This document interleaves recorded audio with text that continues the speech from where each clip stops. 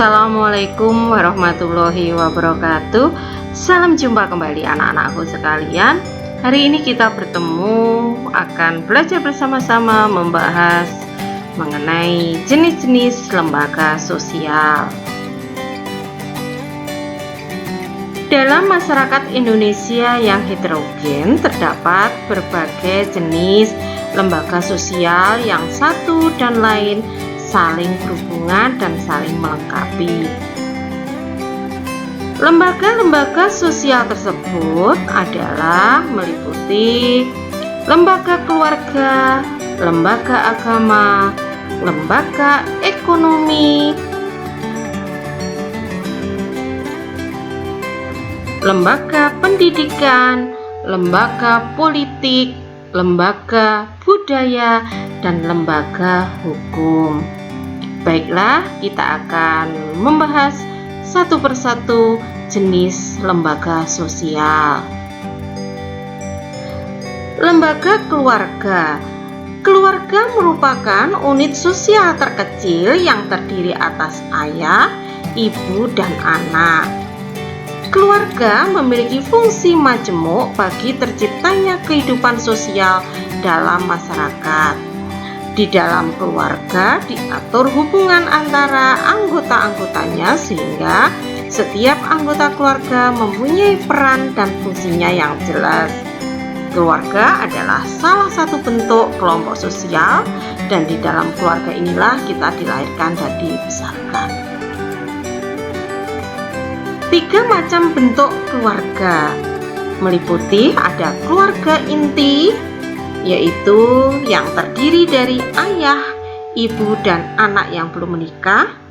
Kemudian ada keluarga besar yang terdiri dari ikatan keluarga dalam suatu keturunan yang terdiri atas kakek, nenek, ipar, paman, bibi, cucu, dan sebagainya.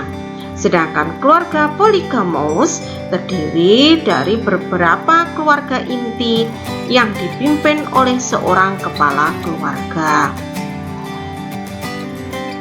Lembaga keluarga memiliki fungsi, diantaranya adalah fungsi melanjutkan keturunan, fungsi afeksi, fungsi sosialisasi, fungsi proteksi, fungsi ekonomi, fungsi pengawasan sosial, dan fungsi pemberian status. Di mana fungsi melanjutkan keturunan ini jelas bahwa setiap manusia pasti menginginkan hidup berpasangan, di mana ketika berpasangan akan mendapatkan suatu kehadiran anak sebagai hasil suatu perkawinan untuk melanjutkan keturunan. Sedangkan fungsi afeksi bahwa seseorang itu memiliki kebutuhan dasar yang harus ditanamkan sejak lahir, yaitu berupa kasih sayang, rasa cinta orang tua yang melahirkan atau mengasuhnya. Sedangkan fungsi sosialisasi bahwa di dalam keluarga merupakan sistem yang menyelenggarakan sosialisasi terhadap calon-calon warga masyarakat baru. Seseorang yang dilahirkan di suatu keluarga akan melalui suatu proses penyerapan unsur-unsur budaya yang mengatur masyarakat yang bersangkutan. Kemudian sebagai fungsi proteksi ini bahwa perlindungan sangat dibutuhkan oleh anggota keluarga terutama anak, sehingga anak akan merasa aman hidup di tengah-tengah keluarga. Kemudian fungsi ekonomi, keluarga terutama orang tua mempunyai kewajiban untuk memenuhi kebutuhan ekonomi daripada semua anggota keluarganya. Sedangkan fungsi pengawasan sosial bahwa setiap anggota keluarga pada dasarnya saling melakukan kontrol atau pengawasan karena memiliki rasa tanggung jawab dalam menjaga nama baik keluarga. Sedangkan fungsi pemberian status bahwa melalui perkawinan seseorang akan mendapatkan status atau kedudukan baru di dalam masyarakat, yaitu sebagai suami atau sebagai juga istri. Lembaga sosial berikutnya yaitu lembaga agama. Lembaga agama merupakan sistem keyakinan dan praktek keagamaan dalam masyarakat. Agama itu sendiri adalah ajaran sistem yang mengatur tata keimanan atau kepercayaan dan peribadatan kepada Tuhan serta tata kaidah yang berhubungan dengan pergaulan manusia. Agama sendiri memiliki unsur yaitu kepercayaan, praktek keagamaan, simbol agama, umat, dan pengalaman.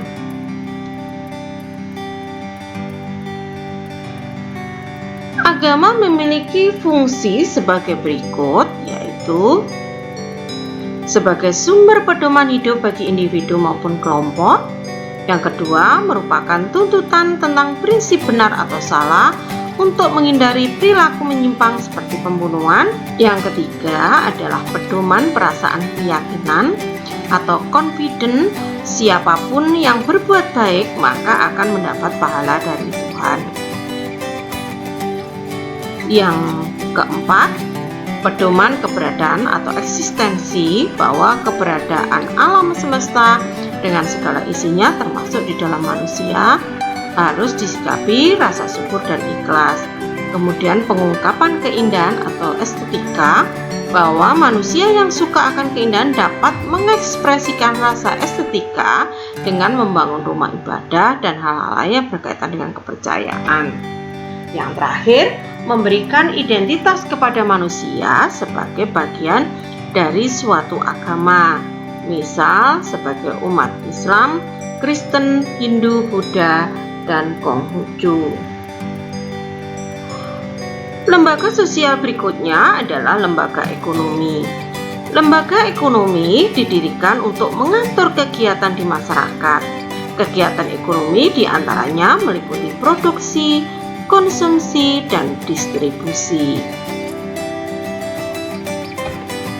Fungsi lembaga ekonomi adalah sebagai berikut, bahwa lembaga ekonomi memberi pedoman pertukaran barang, lembaga ekonomi memberi pedoman tentang ketenaga kerjaan, lembaga ekonomi memberi pedoman tentang cara mendapatkan barang atau bahan baku, lembaga ekonomi memberi pedoman tentang harga jual barang di pasar. Macam-macam lembaga ekonomi, ada BUMN, BUMS, dan juga koperasi. Untuk macam-macam lembaga ekonomi, diantaranya seperti BUMN itu ada Persero, ada Perum, kemudian BUMS ada perusahaan perseorangan, ada firma, ada CV, ada PT, kemudian ada koperasi. Di sini akan kita bahas pada pertemuan berikutnya. Demikian tadi anak-anakku sekalian materi kita pada pertemuan kali ini.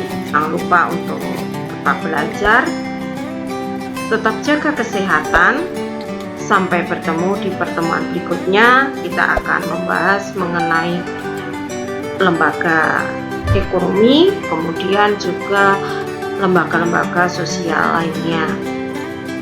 Baiklah anak-anakku, terima kasih.